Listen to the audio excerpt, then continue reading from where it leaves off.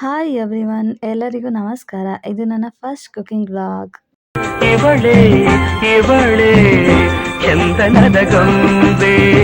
ನನ್ನ ಫಸ್ಟ್ ವ್ಲಾಗಲ್ಲಿ ನಾನು ಹೋಮ್ ಮೇಡ್ ಫ್ರೈಡ್ ರೈಸ್ ಮಾಡ್ತಿದ್ದೀನಿ. ಹೇಗೆ ಅಂತ ನೋಡೋಣ ಬನ್ನಿ. ಫಸ್ಟ್ ನಾನು 4-5 ಮೀಡಿಯಮ್ ಸೈಜ್ ಆನಿಯನ್ ಕಟ್ ಮಾಡ್ಕೊಂಡು ಇಟ್ಕೊಂಡಿದ್ದೀನಿ. ಮತ್ತು ಇದು ವೆಜಿಟೇಬಲ್ ಫ್ರೈಡ್ ರೈಸ್ ಆಗಿರೋದ್ರಿಂದ beans, carrot, capsicum, tomato cut ಮಾಡ್ಕೊಂಡು ಇಟ್ಕೊಂಡಿದ್ದೀನಿ. ಜಿಂಜರ್ ಗಾರ್ಲಿಕ್ ಪೇಸ್ಟ್ ಆದರೂ ಯೂಸ್ ಮಾಡ್ಬೋದು ಅಥವಾ ಕಟ್ ಮಾಡಾದರೂ ಹಾಕೋಬೋದು. ನಾನಿಲ್ಲಿ ಕಟ್ ಮಾಡಿ ಇಟ್ಕೊಂಡಿದ್ದೀನಿ. ಮತ್ತು ಕಾರಿಯಾಂಡರ್ ಪೌಡರ್, ಟರ್ಮಿಕ್ ಪೌಡರ್, ಗರಂ ಮಸಾಲ, ಚಕ್ಕೆ ಲವಂಗ ಪೌಡರ್ ಬೇಕಾಗುತ್ತೆ. ಮತ್ತು ಒಗ್ಗರಣೆಗೆ ಕರಿಬೇವು, ಸಾಸಿವೆ, ಜೀರಿಗೆ ತೊಗೊಂಡಿದ್ದೀನಿ. ಖಾರಕ್ಕೆ ನಾನು ಇಲ್ಲಿ ರೆಡ್ ಚಿಲ್ಲಿ ಪೌಡರ್ ತೊಗೊಂಡಿದ್ದೀನಿ. ಮತ್ತು ಬಟಾಣಿನ ಬೇಯಿಸ್ಕೊಂಡು ಇಟ್ಕೊಂಡಿದ್ದೀನಿ, ಯಾಕಂದರೆ ಟೇಸ್ಟ್ ಚೆನ್ನಾಗಿ ಬರುತ್ತೆ ಅಂತ. ಮತ್ತು ಇಲ್ಲಿ ಸೋಯಾ ಸಾಸ್ ಮತ್ತು ವಿನೆಗರ್ ತೊಗೊಂಡಿದ್ದೀನಿ. ಇದು ಆಪ್ಷನಲ್ಲು, ಬೇಕು ಅಂದರೆ ಹಾಕೋಬೋದು, ಇಲ್ಲಾಂದರೆ ಬೇಡ. ಓಕೆ, ಇವಾಗ ಬನ್ನಿ ಹೇಗೆ ಮಾಡೋದು ಅಂತ ಹೇಳ್ತೀನಿ. ಇಲ್ಲಿ ನಾನು ಫಸ್ಟ್ ಒಂದು ಕಡಾಯಲ್ಲಿ 6 to 8 ಸ್ಪೂನಷ್ಟು ಆಯಿಲ್ ಹಾಕ್ಕೊಂಡಿದ್ದೀನಿ. ಯಾಕೆ ಅಂದರೆ ಆಯಿಲ್ ಸ್ವಲ್ಪ ಜಾಸ್ತಿ ಬೇಕಾಗುತ್ತೆ ಇದಕ್ಕೆ.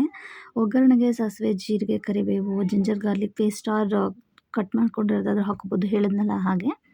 ಮತ್ತು ಹಾಕಿ ಸ್ವಲ್ಪ ಫ್ರೈ ಮಾಡಬೇಕು. ಫ್ರೈ ಆದ ನೆಕ್ಸ್ಟು ಆನಿಯನ್ ಹಾಕ್ಕೊಂಡು ಸ್ವಲ್ಪ ಫ್ರೈ ಮಾಡ್ಕೋಬೇಕು. ಮತ್ತು ಇದನ್ನು ಲೋ ಫ್ಲೇಮಲ್ಲಿ ಇಟ್ಕೊಂಡೇ ಫ್ರೈ ಮಾಡಬೇಕು, ಆವಾಗ ಚೆನ್ನಾಗಿ ಬರುತ್ತೆ. ಆನಿಯನ್ ಸ್ವಲ್ಪ ಫ್ರೈ ಆದಮೇಲೆ ಕ್ಯಾಪ್ಸಿಕಮ್, ಟೊಮೊಟೊ, ಬೀನ್ಸ್, ಕ್ಯಾರೆಟ್ ಹಾಕಿ ಚೆನ್ನಾಗಿ ಫ್ರೈ ಮಾಡ್ಕೊಬೇಕು.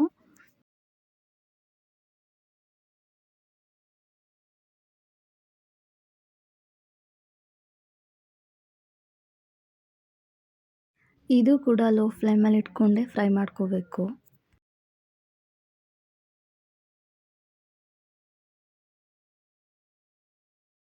ನಾನು ಆವಾಗಲೇ ಹೇಳ್ದಂಗೆ ಪೌಡರ್ಸ್ ಹೇಳಿದ್ನಲ್ಲ, ಆ ಸ್ಪೈಸಸ್ ಎಲ್ಲನೂ ಹಾಕ್ಕೋಬೇಕು. ಇವಾಗ ಅದನ್ನು ಹಾಕ್ಕೊಂಡು ಫ್ರೈ ಮಾಡ್ಕೊಬೇಕು.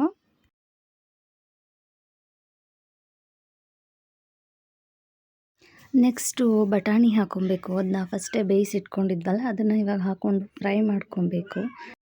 ಇಲ್ಲಿ ನಾನು ಖಾರಕ್ಕೆ ಚಿಲ್ಲಿ ಪೌಡರ್ ಹಾಕ್ಕೊತಾ ಇದ್ದೀನಿ. ನೀವು ಬೇಕು ಅಂದರೆ ಮತ್ತೆ ಆ್ಯಡ್ ಮಾಡ್ಕೊಬೋದು.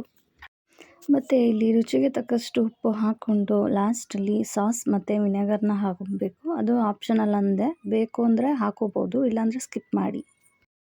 ಆಲ್ಮೋಸ್ಟ್ ಇಲ್ಲಿಗೆಲ್ಲ ಆಗಿದೆ, ಯಾಕೆಂದರೆ ಸಾಸ್ ಎಲ್ಲ ಹಾಕ್ಕೊಂಡಾದ್ಮೇಲೆ ಇನ್ನೇನಿಲ್ಲ, ಎಲ್ಲ ಸ್ವಲ್ಪ ಫ್ರೈ ಮಾಡ್ಕೊಬೇಕು. ನೆಕ್ಸ್ಟ್ ಇದನ್ನು ರೈಸ್ಗೆ ಹಾಕ್ಕೊಂಡು ಕಲಸಿದ್ರೆ ಫ್ರೈಡ್ ರೈಸ್ ಫಿನಿಶ್ ಆಗುತ್ತೆ. ಬನ್ನಿ ಲಾಸ್ಟ್ ಹೇಗೆ ಬಂತು ಅಂತ ನೋಡೋಣ.